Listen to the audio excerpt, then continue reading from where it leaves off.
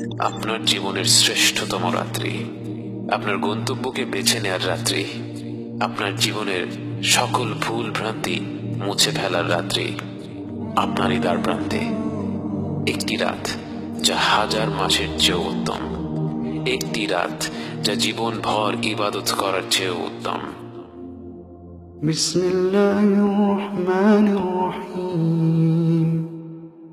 ইন্না আনজালনাহু ফি লাইলাতিল কদর ওয়া মা আদরাকা মা লাইলাতুল কদর লাইলাতুল কদরি খায়রুম মিন আলফি শাহর তানাজ্জালুল মালায়েকাতু ওয়ার রূহু ফিহা বিইذনি রাব্বিহিম মিন কুল্লি আমর সালামুন হিয়া হাত্তা মাতলা'ইল ফাজর সালামুন হিয়া হাত্তা মাতলা'ইল ফাজর।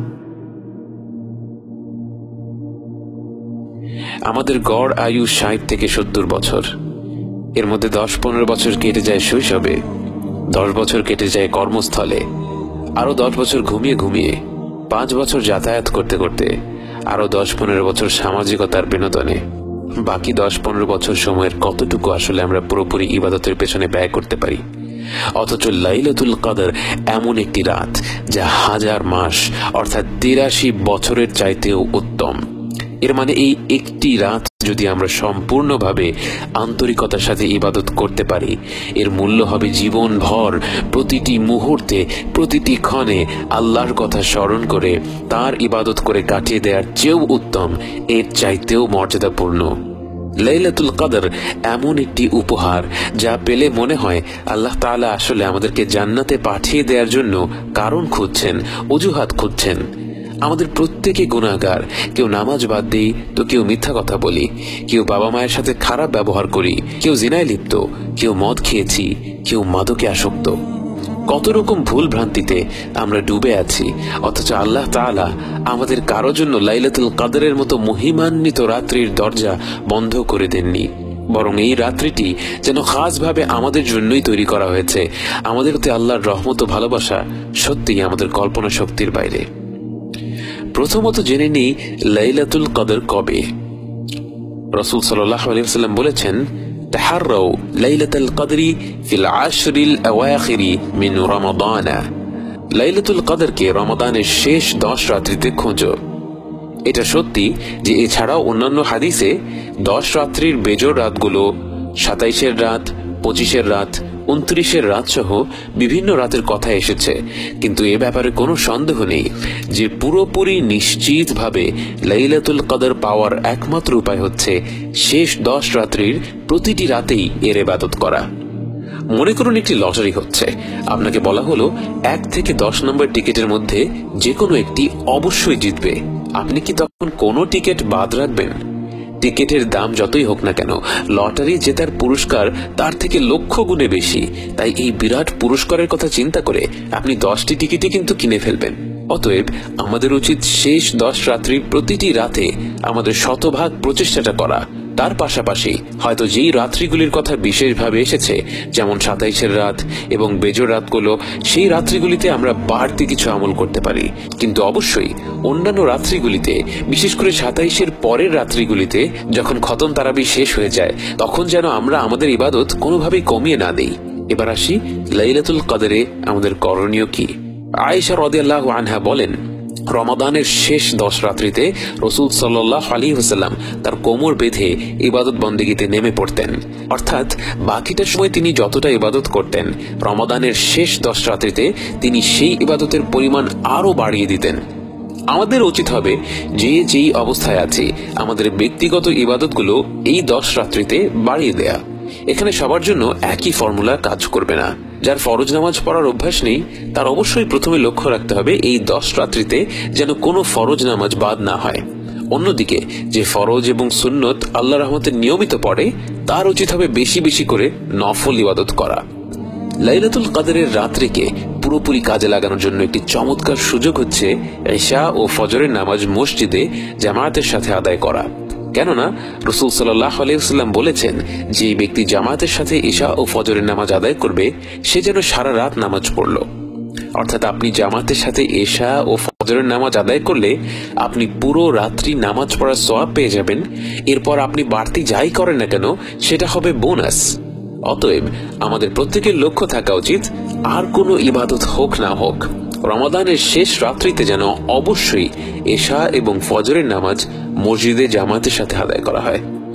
অন্যদিকে তারাবির নামাজ ইমামের পেছনে পুরোটা শেষ করলে, অর্থাৎ ইমাম 8 রাকাত পড়লে 8 রাকাত, 20 রাকাত পড়লে 20 রাকাত, 100 রাকাত পড়লে 100 রাকাত, ইমাম যত রাকাত নামাজই পড়ুক না কেন তার পেছনে পুরো নামাজ শেষ করলেও পুরো রাত্রি নামাজ পড়ার সওয়াব পাওয়া যাবে। কিন্তু এ ব্যাপারে কোনো সন্দেহ নেই যে ইবাদতের ক্ষেত্রে রাসূল সাল্লাল্লাহু আলাইহি ওয়াসাল্লামের মনোযোগ ছিল সৌন্দর্য ও আন্তরিকতার দিকে। তিনি নামাজে লম্বা লম্বা সূরা তিলাওয়াত করতেন এবং রুকু এবং সিজদাতে দীর্ঘ সময় নিয়ে দোয়া করতেন। নামাজে দাঁড়িয়ে সূরা পড়ার সময় জাহান্নামের আয়াত আসলে তিনি তিলাওয়াত থামাতেন, থামিয়ে আল্লাহর কাছে জাহান্নামের আগুন থেকে রেহাই চাইতেন। জান্নাতের আয়াত আসলে আল্লাহর কাছে জান্নাত লাভের জন্য দোয়া করতেন। তার ইবাদতের প্রতিটি উচ্চারণেই ছিল আন্তরিকতা, আল্লাহর সাথে ঘনিষ্ঠ সম্পর্ক তৈরির চেষ্টা। আমরা অনেকে ভাবতে পারি আমাদের তো বড় বড় সূরা মুখস্থ নেই, আর যা মুখস্থ আছে সেগুলোর মানেও বুঝি না। এ ব্যাপারে কোনো সন্দেহ নেই যে আমাদের উচিত হবে এখন থেকে যেসব সূরা মুখস্থ আছে সেগুলোর শাব্দিক অর্থ নিয়ে পড়াশোনা করা এবং নতুন নতুন সূরা মুখস্থ করা। কিন্তু এই শেষ 10 রাত্রি যেহেতু চলেই এসেছে, আমরা এই সময়টায় রুকু এবং সিজদায় বেশি বেশি দোয়া করার মাধ্যমে আমাদের নামাজকে সুন্দর করে তুলতে পারি। বিশেষ করে সিজদা করার সময় বান্দা আল্লাহ তাআলার সবচেয়ে নিকটে থাকে। এই সময় আমাদের উচিত মন খুলে দোয়া করা। সুবহান রাব্বিয়াল আলা 3 বার বলার পর আপনার দুনিয়া এবং আখিরাতে যা কিছু প্রয়োজন আল্লাহর কাছে চাইতে থাকুন। আপনি মন খুলে দোয়া করতে পারছেন না, মনটা শক্ত হয়ে আছে, অসুবিধা নেই।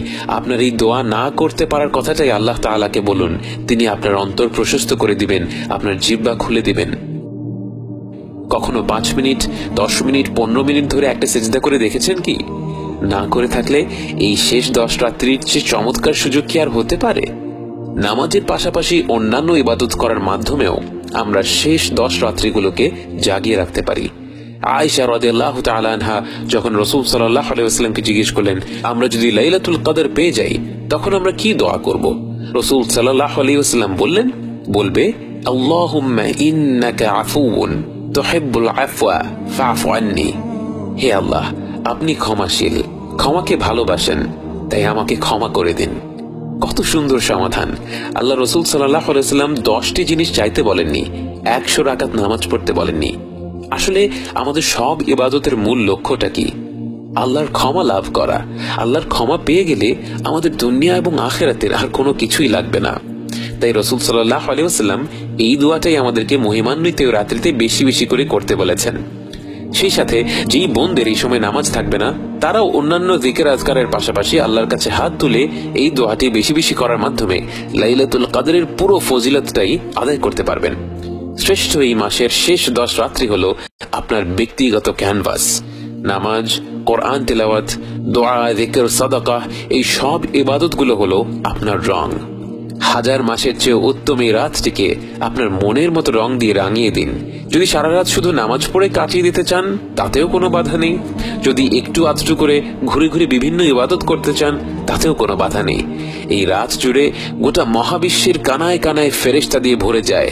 তারা তাদের রবের ইবাদত করতে থাকে, গুণগান গাইতে থাকে। 10টি রাত তাদের সাথে যোগ দিন, অনন্তকাল এর প্রতিদান উপভোগ করুন। আল্লাহ আমাদের সবাইকে লাইলাতুল কদর পাওয়ার এবং ইবাদত দিয়ে জাগিয়ে তোলার তৌফিক দিন। আমিন।